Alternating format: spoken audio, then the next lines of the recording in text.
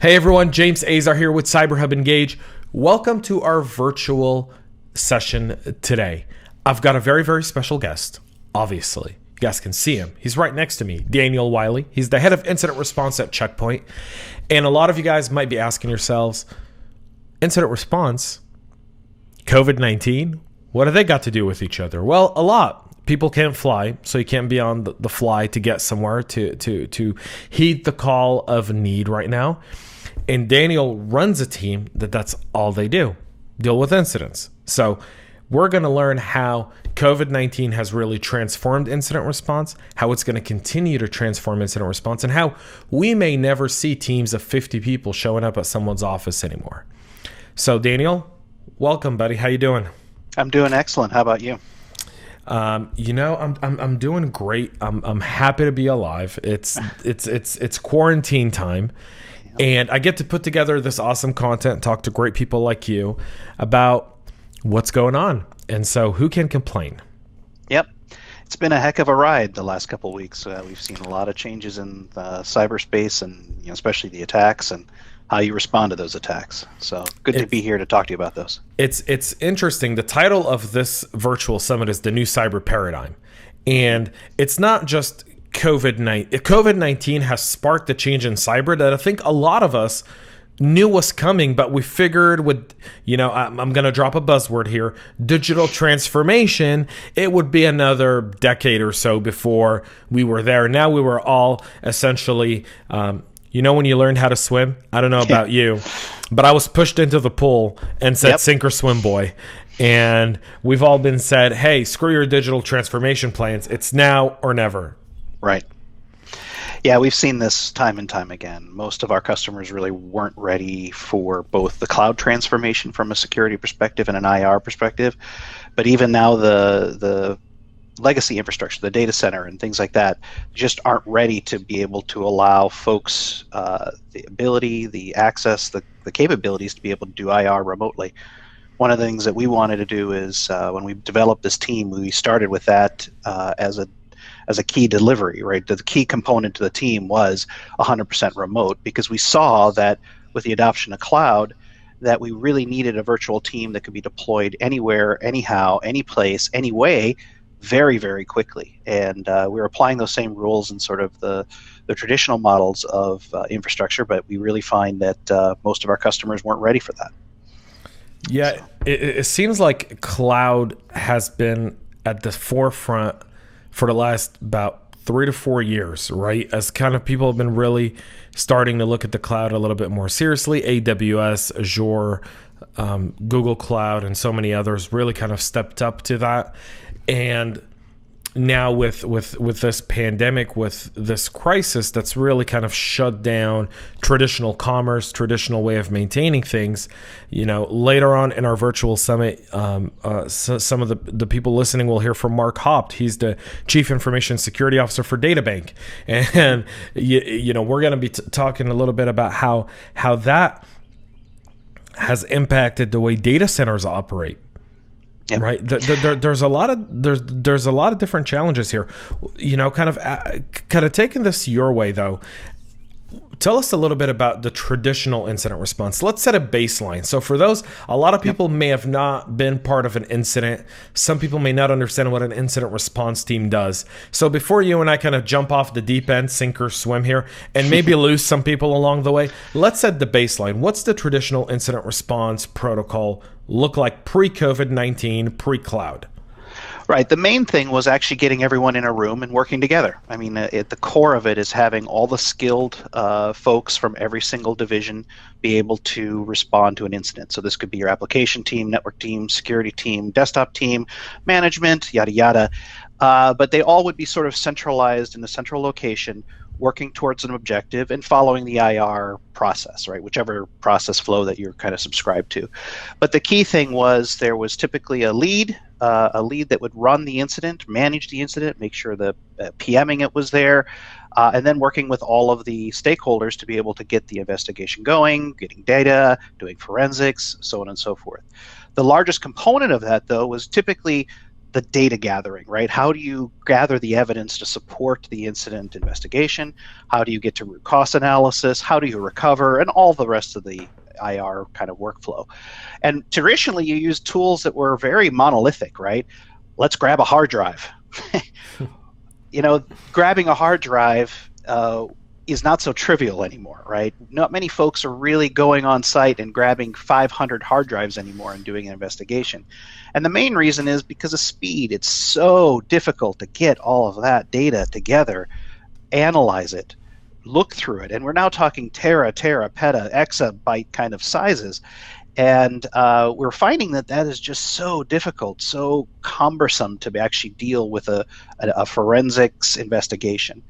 I remember my first major incident. This was way, way back.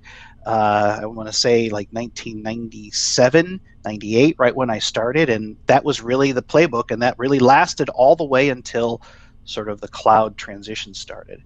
It really heavy, really laborious. Lots and lots and lots and lots of hours, and usually the outcome could have been obtained by maybe a paradigm shift. And that paradigm shift is how you collect now in the cloud, how you manage it in the cloud, how you actually gather that forensics data. That's all been streamlined pretty darn significantly.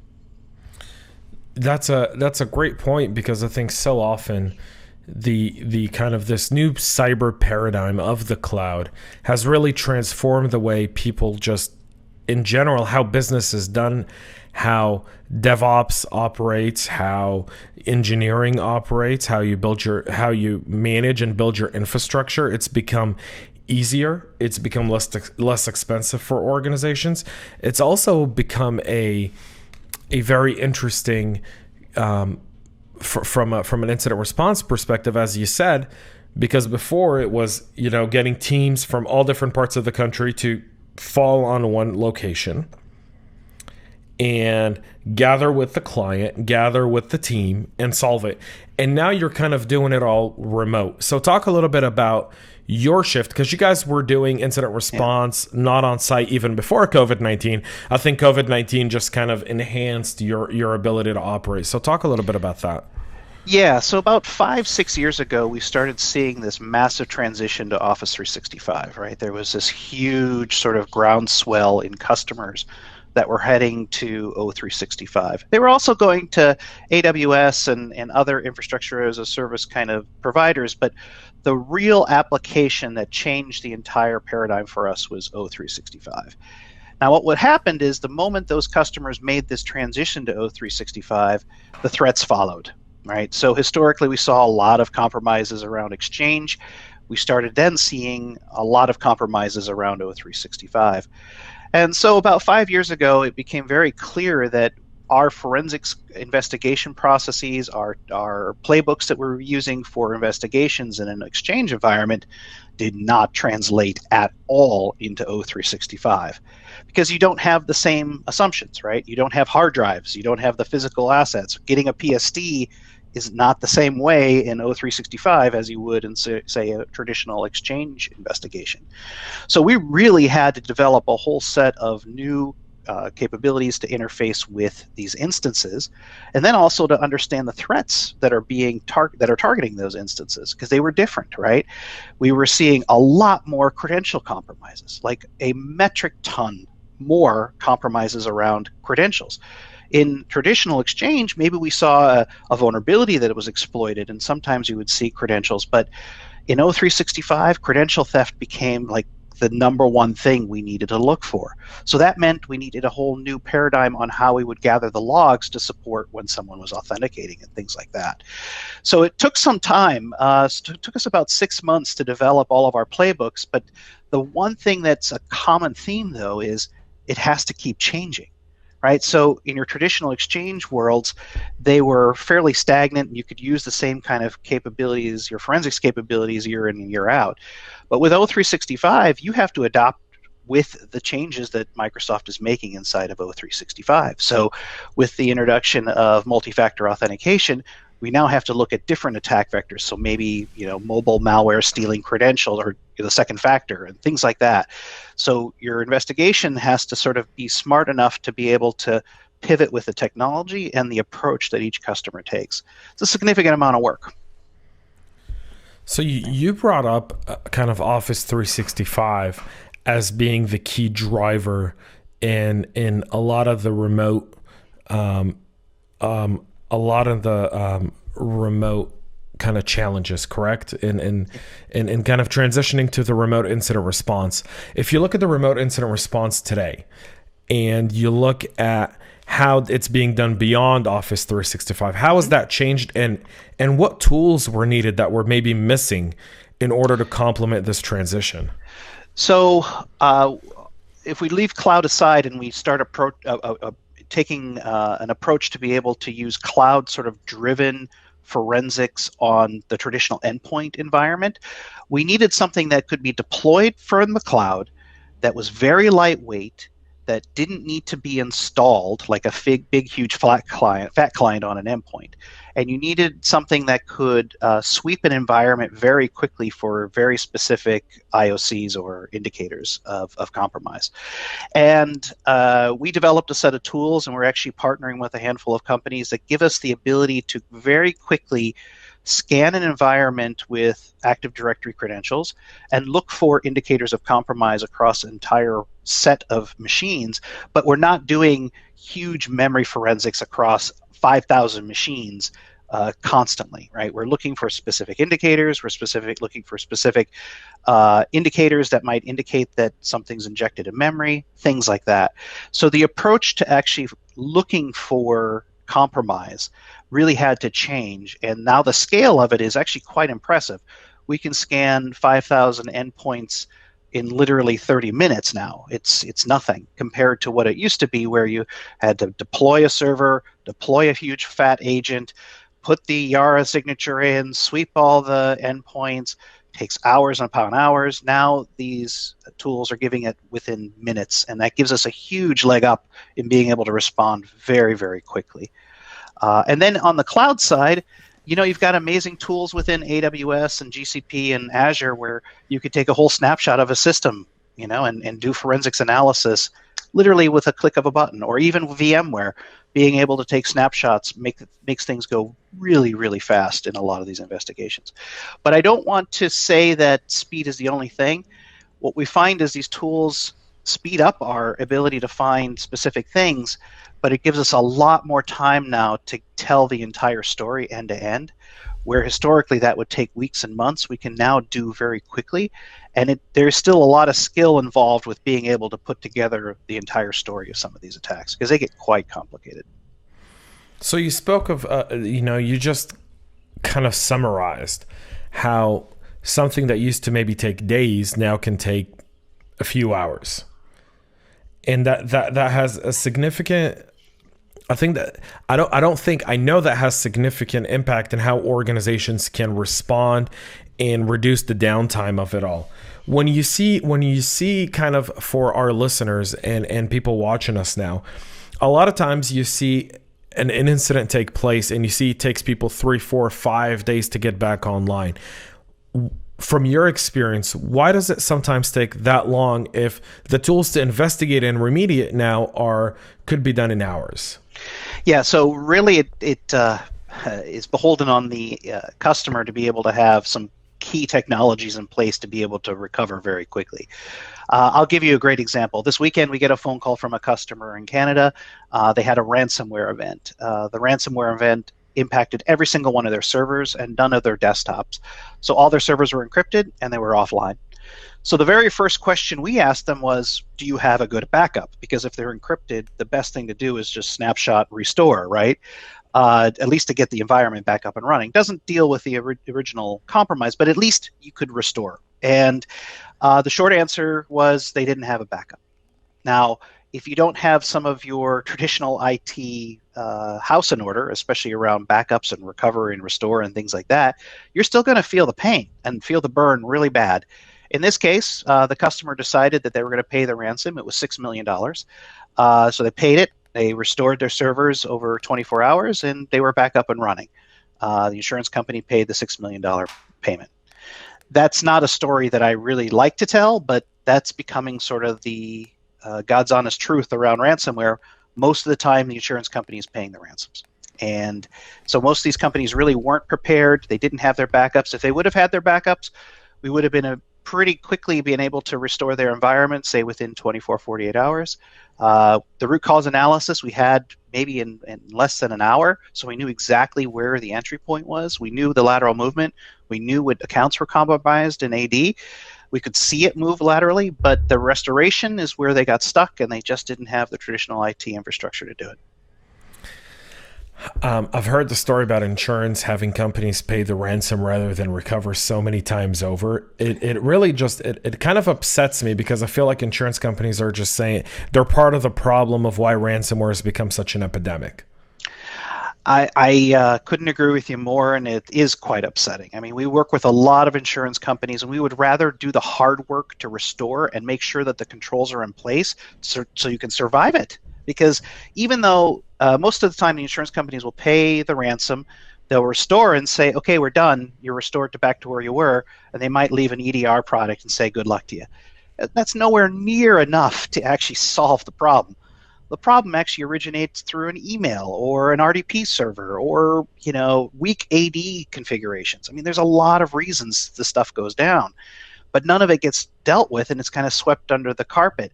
Last year, 15 cases of ours were repeats. That means they had it happen to them twice because they never put in the security controls in place that we had recommended they put in. That's just neglect in my mind, right? It's just neglectful. I think that's just, it shows you the way ransomware gangs operate. Because they hit you once, you go on a list, and you paid. So you go on the list of people who paid. And I think people don't quite comprehend this. But I'm going to simplify this, Daniel. Tell me if I get this right. Sure. You're on a marketing list. They send you an email. They tell you buy. You buy. Guess what happens after you buy? You're going to get a lot more emails. You know why? Because you go on the list of someone who actually opened up his wallet, paid, and bought. And so when you pay for ransomware, you become the same customer who in your probably company that's ransomed, you're sending multiple emails to. Why? Because he paid you.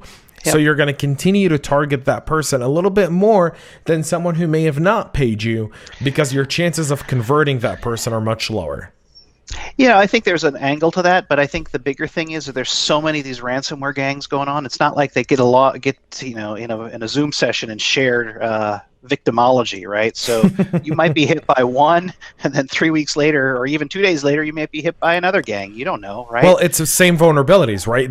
Same. It's ransomware as a service. For a lot of people who don't know this, ransomware as a service, the same gang that could hit you once on behalf of Daniel can hit you tomorrow on behalf of James. I'm not saying we're the ones that hired the ransomware as a service groups, but I'm just giving that as an example.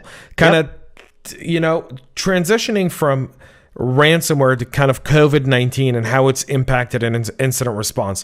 What were some of, as people went into shelter in place, as more and more countries shut down air travel, shut down foreign people coming in, obviously Checkpoint, you guys are headquartered in Israel. They may have the strictest, if not one of the five most strict shelter in place orders. How have you guys been operating in this COVID-19, and how has that really changed your incident response?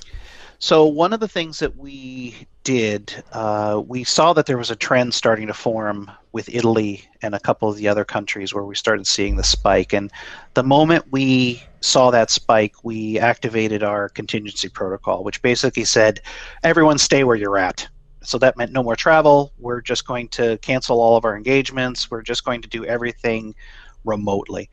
That made a huge difference to my team because none of them got sick. So everybody's home, everyone's safe, everyone's sound. That's great.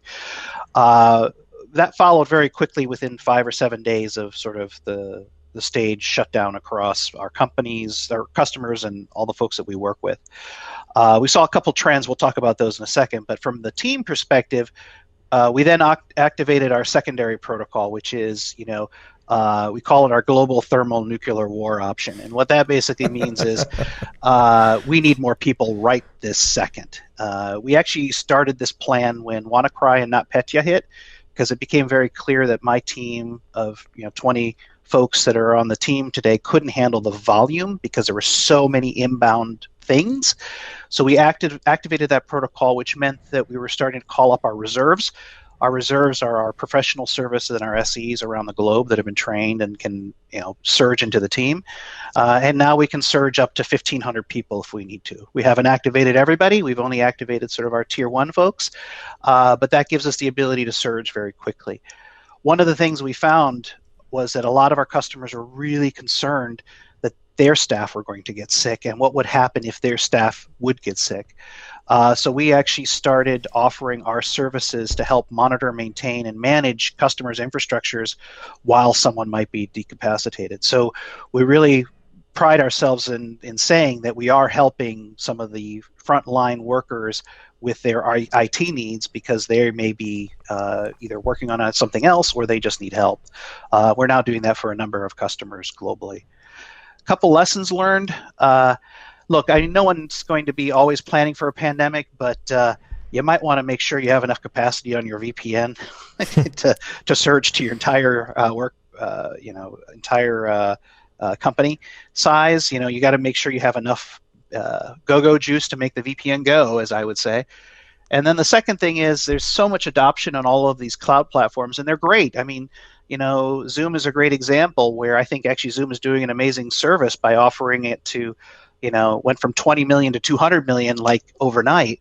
Not many companies could do that. And now Zoom is getting a lot of bad press around security, which, some of it's deserved, some of it's not. The point, though, is you might want to make sure you know what you're getting yourself into in some of these platforms before you make the jump. That's what we like to call planning, right? In the IR world, we always want to have a plan. So those are a couple areas where we saw a lot of issues. And then we've also seen the attacks, which is also quite depressing. Let's talk a little bit about that for a minute. I think a lot of people are interested to hear more about some of these attacks and stuff that's going on. I do want to touch back a little bit and ask you a little bit more questions on your incident response and kind of like activating that. But you brought up the attacks, and let's go down that road for a minute. Tell us a little bit about what are you guys seeing in terms of attacks. Are you guys seeing as a specific theme? Is it just complete chaos? What's been some of the indicators? And obviously we don't expect details of names and clients and so forth, but it'd be great if we can get some examples. Yeah, so we really saw 3 trends sort of emerge. The first one was denial of service attacks. I call this the idiot's guide to pissing off a customer, right? I mean, it's like it literally requires zero effort to do a DDoS these days. So we've seen a handful, which 3-6 months ago we didn't see as many DDoS attacks. So most recently we saw a DDoS attack against a biomedical company that actually makes face masks, for example. That's new, right? That's not something that's we had seen before. Why would they target this company? They're a small little company. What's the point? Long story short, somebody got it, ruffled their feathers for whatever reason, and now they're DDoSed. And we're seeing that over and over again. So we saw biomedical companies being targeted. We saw retail being targeted. And retail, I think, again, a lot of this is conjecture because there's not a lot of attribution on this, but this could be employees that are unhappy about being laid off. I get it, right? They don't have a job. We're also seeing governments, and that's a big one. We are seeing central governments being attacked at a much, much higher rate. Some of them made the news. Do some searches, you'll see what I'm talking about. Those events in particular can destabilize a situation real fast, right? Because between not being able to get to a website that's providing critical information, or spoofing a website, or doing cross-site scripting or something like that, it can have a real major impact on both the messaging, the delivery, and the ability to actually respond to this pandemic. Are you seeing those nation states, or is it predominantly gangs? Who's going after government websites at this time? So I have no attribution on any of the DDoS attacks or the cross-site scriptings and things like that, but what we're summarizing is that they're using it for fraud, at least on the cross-site scripting and impersonating and things like that. I'm almost certain most of that is fraud components. On the DDoS, okay, I don't have a lot of attribution that I can specifically say on a nation state or anything like that. I don't think another state is actively disrupting our response. I don't have any evidence of that. But what I do know is that there are a lot of gangs that work as proxies, and I do know that all of the same crap that we were dealing with 6 months ago still apply in cyber. So you're dealing with the same gangs, the same fraudsters, and the same nation states all doing the things that they're doing. Now it might even be at a higher level. So attribution is not something I do a ton of because it's, in some ways, it defeats the purpose. Right. No, my curiosity and the reason for my question is I'm wondering if any nation states are really activating, because there was, and for a while, reports showed online that attacks from China had decreased, that attacks from North Korea had decreased. The only place where attacks actually went up is in Russia, for whatever reason. Iran's pretty much been really crippled by the COVID-19, and so we've also reportedly, again, I say reportedly, I don't have firsthand proof of this, folks, and I'll just say that, and I don't think Daniel does either. So what I'm saying right now is based on reports that I've seen with experts I've spoken with, that we've seen an inherent decrease in the amount of attacks perpetrated by nation states that we would typically expect from nation states that are in the daily part of their operations.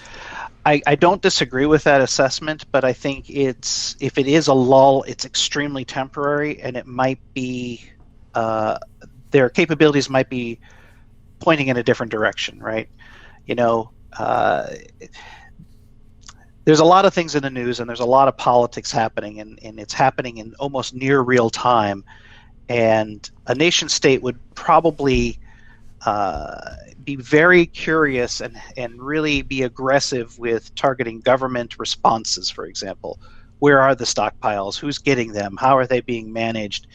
That's information that folks might want to have, right? Or how would the U.S. actually respond to something like this? And so, yeah, I think maybe the direct slap you in the face stuff is maybe not happening as aggressively, but the spy versus spy stuff, the real hardcore stuff, that hasn't slowed down. I guarantee you it hasn't. If anything, it's probably sped up a little bit. So you started talking about an increase in the DDoS attack. What else have you seen, Daniel?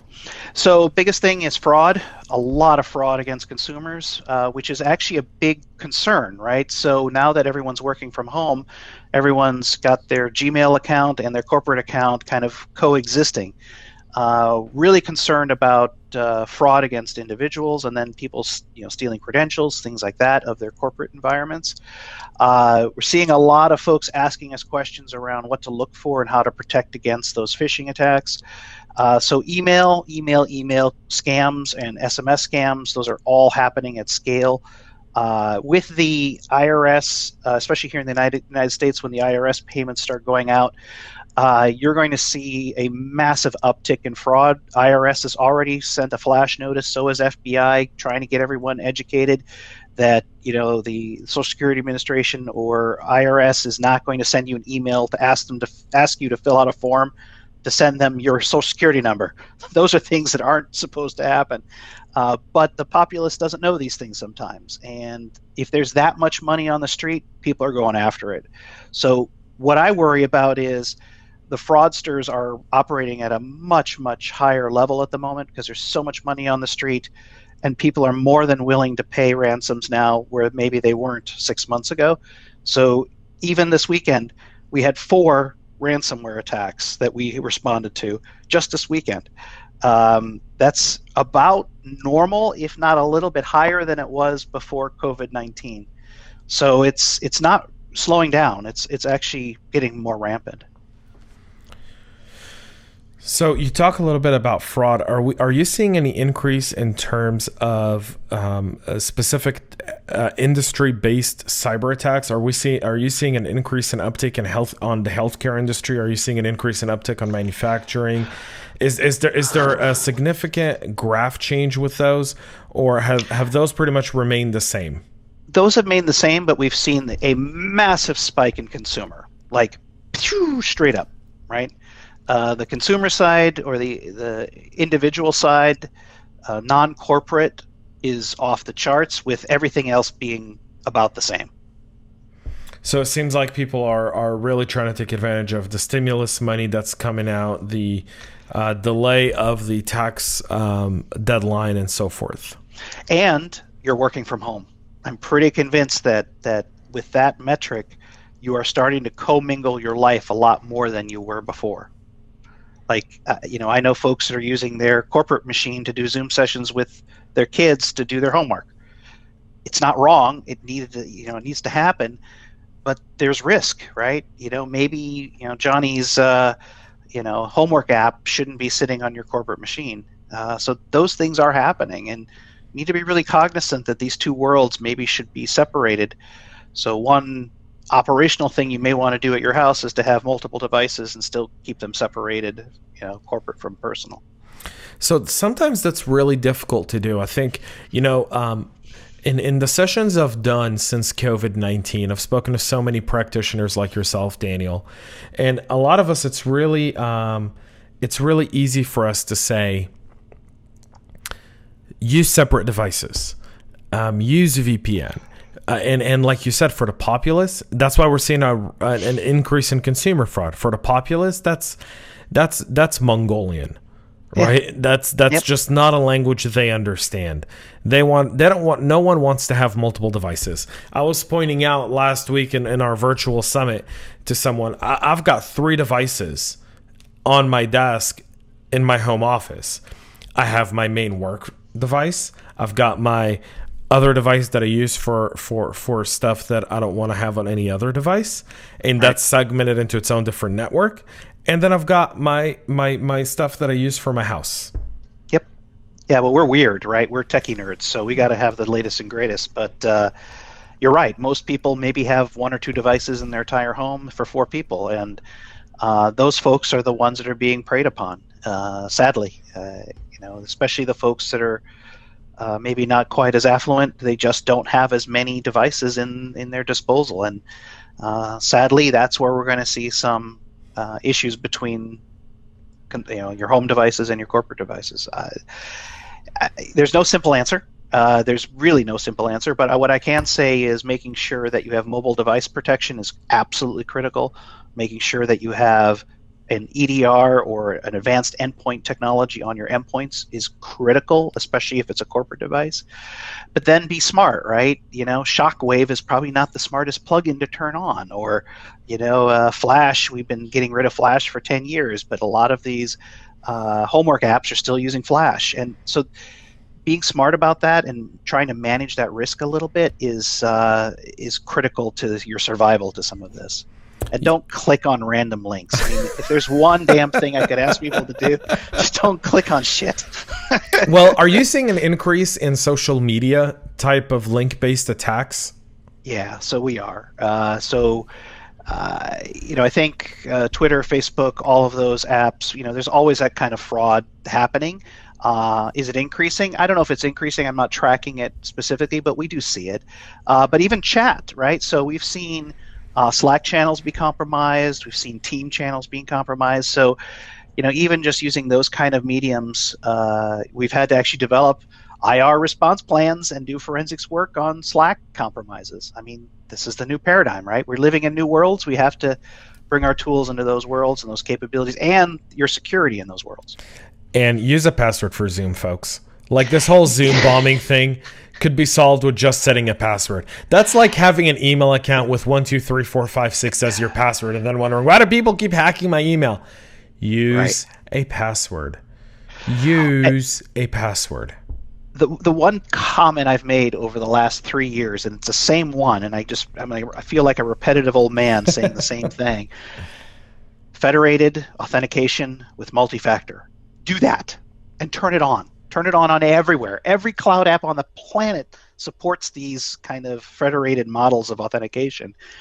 Use multi-factor though. Use a YubiKey. Use a, Google Authenticator. Use something. Thank you for saying the latter.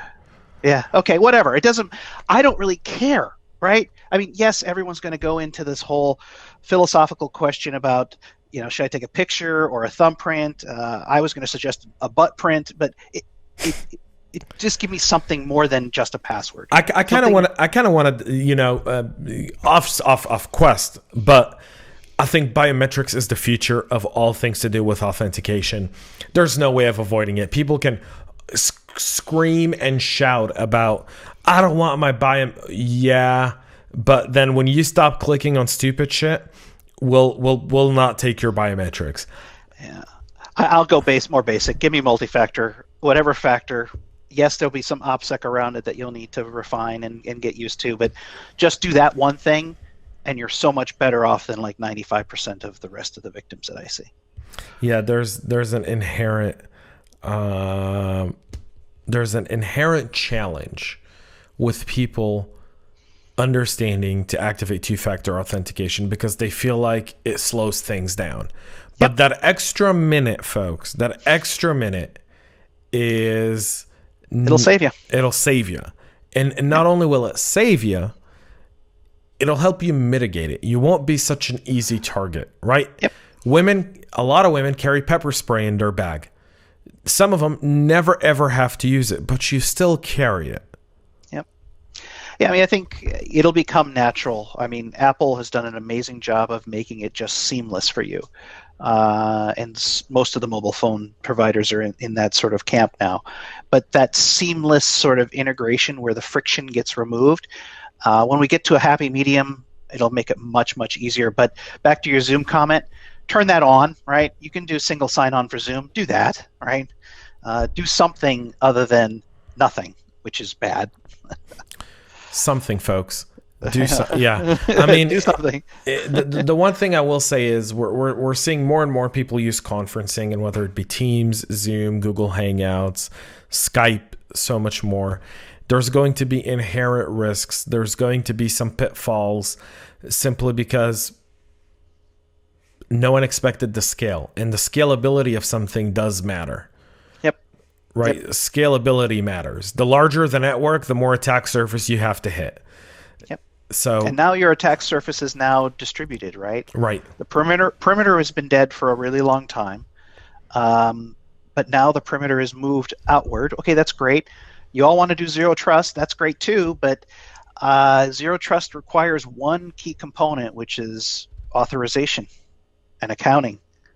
And those two things are not so simple to do unless you have technology or processes and procedures to be able to support those things.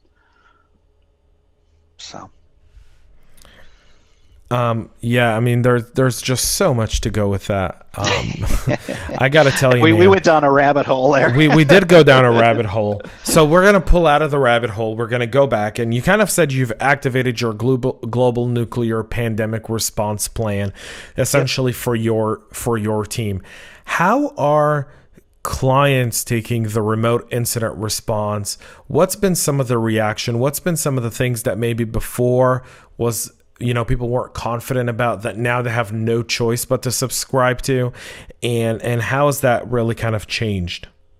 So I'll say this, the more advanced customers have been able to absorb it instantaneously. The ones that are a little less advanced and require a little more hand-holding, they're still asking us to come on site to do some level of hand-holding.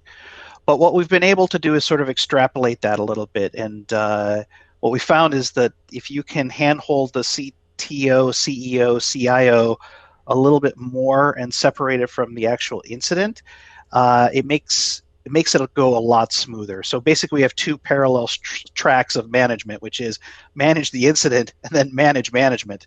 If you do that, then the requirement to actually have people on site actually decreases significantly. So, for example, all of our senior leadership inside of the incident response team has been trained to work with senior management to basically calm their fears, come up with a formalized process that they're very used to, some based on ISO or NIST or something like that, a framework that they can absorb and manage with, and that helps a ton. Just being able to keep the management from freaking out and totally losing it, but then at the same time having a technical track where we're really diving into the technical bits with the technical folks within the team.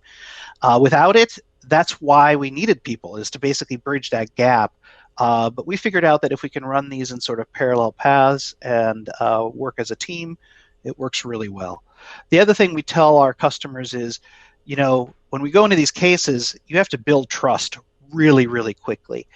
If we identify very quickly that a customer is not willing to trust us with their keys to the Ferrari, the way I put it, then we're never going to get over that hurdle, right? They're always going to be at arm's length and not trust, and it's going to be difficult. So the very first thing we do, first even hours of the incident, is we build on that trust. And there's a lot of ways you do that, but the way we do that is through information and education and some level of hand-holding, where we say, okay, give us the keys. We promise we won't wreck the Ferrari, but we're going to drive the crap out of this thing, and we'll get to the end of this really quickly, but you've got to trust us.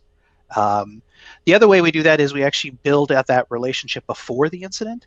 And that's what we really like to do, is actually get to a customer before it happens. And we can build that trust over time. And then it's smooth as silk, right? If we know a customer and we've interacted with them, it's literally minutes to actually start the engagement.